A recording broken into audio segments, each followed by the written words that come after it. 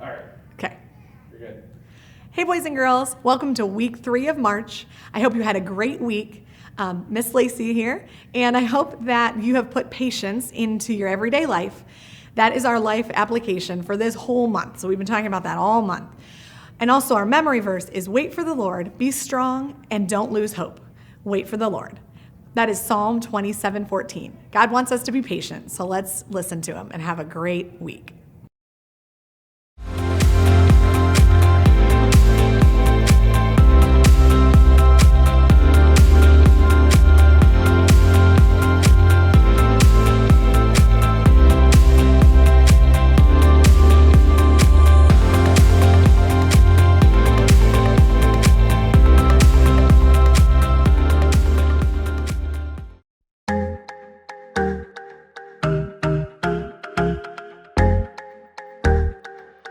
Sometimes it's hard to wait for all the things that I want.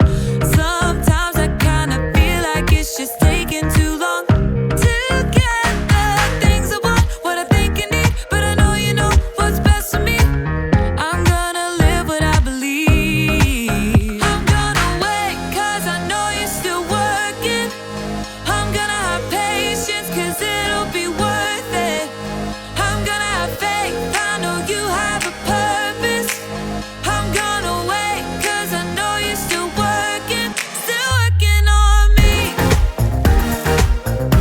Still working on me.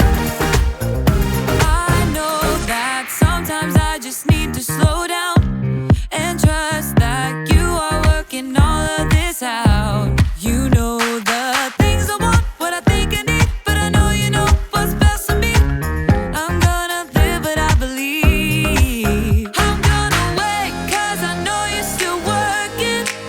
I'm gonna have patience 'cause it'll be worth it. I'm gonna have faith, I know you have a purpose. I'm gonna wait 'cause I know you're still working on me. Still working on me. I'm gonna hold up, slow down. I'm gonna trust that you're working it out. I'm gonna hold up, slow down. I'm gonna trust that you're working it out. I'm gonna hold up, slow down. I'm gonna trust that you're working it out. I'm gonna hold up, slow down. I'm gonna trust that you're working it out. I'm gonna wait 'cause I know you're still working. I'm gonna have patience 'cause it'll be worth it. I'm gonna have faith, I know you have a purpose. I'm gonna wait 'cause I know you're still working on me. Still working on me. Still working on me.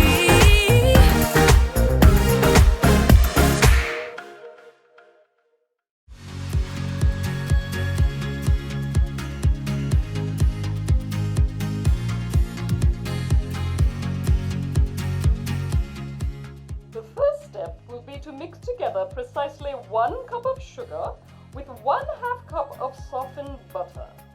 Got it. 1 cup of sugar, 1/2 cup of butter. Oh, hi there. I'm in a baking class over the internet. What was that, Graham? Oh, nothing. I'm doing a thing. Can you mute yourself, please? Yeah, sorry. My instructor is teaching us how to bake a cake from scratch. It won't take long, so you just have a little patience and I'll be right. You should be done mixing the sugar and butter together, so let's move on. Ah! Patience is waiting until later for what you want now. After you've stirred in the eggs, add 2 teaspoons of vanilla. Gotta catch up. How much vanilla did she say? Hold on a sec. Excuse me. Excuse me, what? Pardon. How much vanilla did you say? 2 teaspoons, Graham, and then you add cups of flour and milk. What was that? I'm sorry. I missed that last part. I think you're frozen. Hello? You're frozen. Maybe I'm frozen. Maybe we're both frozen. I really don't like it when technology fails me. I'm trying to bake a cake here and you're just,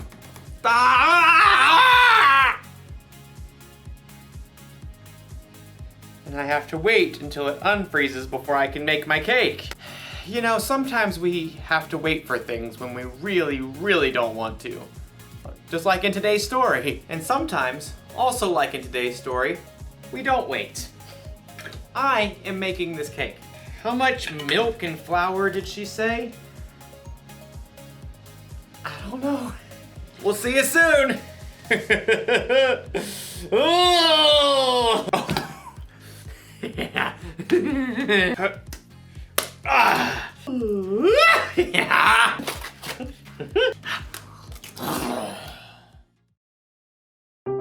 The Bible. It's 66 books of history, stories, letters, and poetry that fit together to form God's one big story.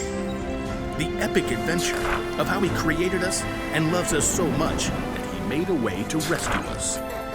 As we travel through the Bible, from Genesis to Revelation, we discover people who met God and found their lives changed forever. Now, for an amazing story inspired by the book of Genesis, chapter 25, verses 24 through 34. When Abraham's son Isaac grew up, he married a girl named Rebekah. But it didn't seem as though they'd be able to have children. Please, God, give us children. But God answered Isaac's prayers, and Rebekah became pregnant with twins. Isaac, I'm pretty sure they're having a wrestling match in here. Oh, definitely boys. Rebekah asked God about the struggle she could feel. He told her, 2 nations are in your body. One nation will be stronger than the other. The older son will serve the younger one. When it was time for the babies to be born, they came out fighting. Esau was born first. He came out with a strong set of lungs and a head full of red hair. His brother Jacob was born moments later, still holding on to Esau's heel. How on earth did he manage that? The brothers shared the same birthday, but as they grew, that was about the only thing they had in common. Esau loved to roam far out into the wilderness. I would walk 500 miles and I would walk 500 more. Jacob preferred the comforts of home. The sun is so hot. I'll just take a little nap in the tent. Esau loved to hunt wild animals. That is one excellent wildebeest. Jacob preferred a different type of hunting. Not you, not you. Ha! The perfect ripe honeydew melon. One fine morning, Esau headed out into the wilds in search of adventure and some nice, juicy venison. I'll feast tonight. But Esau went all morning without spotting a single rabbit. Ugh, should have packed a lunch. In the afternoon, he tracked a deer for hours, but he missed his chance as the deer sprang away. Ah! At last, Esau headed for home, defeated. He was tired and irritated and so hungry he could eat an entire woolly mammoth. Must eat food. As Esau neared camp, a delicious smell wafted out to greet him. Food! Jacob had been home all day, resting and plucking his favorite herbs from his garden. A little coriander, some dill. As evening approached, Jacob used his savory herbs to whip up a tasty red lentil stew and a batch of fresh, buttery bread. This will crisp up nicely on the hot stones. By the time Esau had arrived in camp, Jacob's stew was simmered to perfection, and the bread was hot and crusty. Food! Food! Esau lunged for the stew cauldron, ready to grab a bowl, but Jacob blocked his path. Not so fast. Step aside, I'm hungry. Clearly. Just let me have some of that red stew. Certainly. Esau tried to dive for the stew pot again. Just one itty-bitty thing. What? Well, first, give me the rights that belong to you as the oldest son. Esau spent more time listening to his stomach than his brain. So in that moment, his stomach won out. Look, I'm dying of hunger. If I die, those rights are pointless anyway. Now give me that stew. Esau sprang forward once more. Promise to give me your rights. Fine. Fine what? Fine, I promise. Promise what? I promise to give you my rights as the oldest. Cool. Help yourself. Jacob stepped aside as Esau hurled himself at the stew pot. Stew! Esau happily gorged himself on rich stew and fresh bread. But as his stomach filled up, he had time to stop and think again. Esau had just traded the rights of a lifetime for a meal that would only last him a few hours.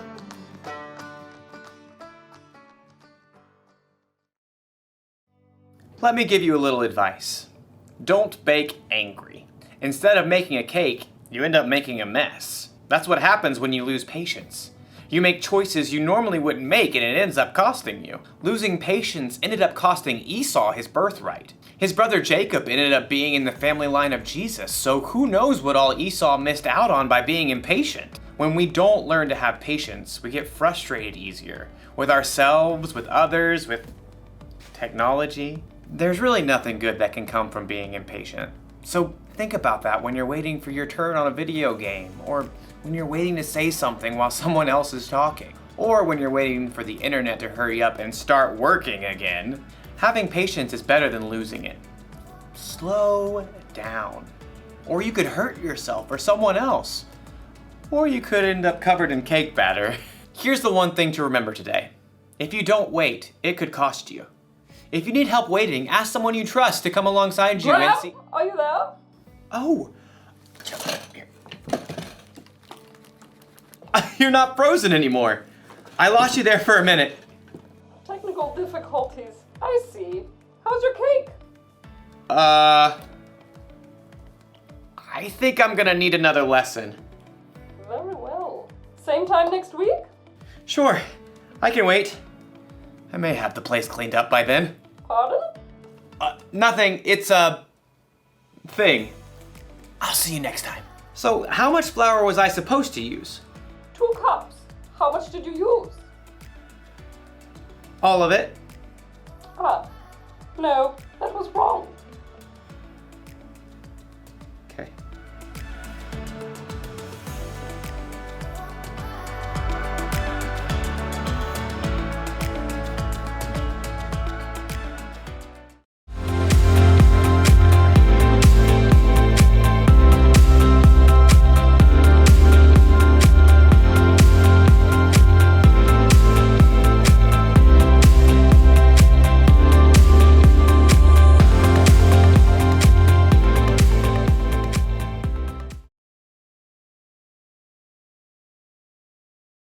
Hi boys and girls, welcome to week 3 of March. Get out your March activity box and we're gonna do a quick activity together. So for March, you will have this piece of paper and a paper bag. All we're gonna do is we are going to cut along the dotted lines of the, and make a bunch of strips of paper that have situations where you might be impatient, or in the Bible, someone was impatient. So cut all of those, and then all you have to do is just fold them, put them in the bag. So then with friends or with family, you are going to reach around, pull out a situation, read it aloud. This one says, Jack was so excited about the wrapped gifts under the Christmas tree. So come up with an impatient response to this. So Jack might have gone crazy and thrown gifts all over the place because he could not wait. And then I want you to think about what he could have done that was patient. So waiting for his parents to be ready to open the presents, or waiting for his parents to get a cup of coffee before they open the presents for Christmas. So all you do is first come up with an impatient response and then think what that would have costed Jack in that situation. Maybe his parents would have got upset and taken some presents away, or not let him open the presents until later in the day or the next day. All kinds of things. So then come up with how he should have responded in that situation. So you're just gonna do that for all the different examples on these strips of paper. And make sure that you remember our monthly memory verse, which is wait for the Lord, be strong and don't lose hope. Wait for the Lord. And that is Psalm 27:14. Have a great week.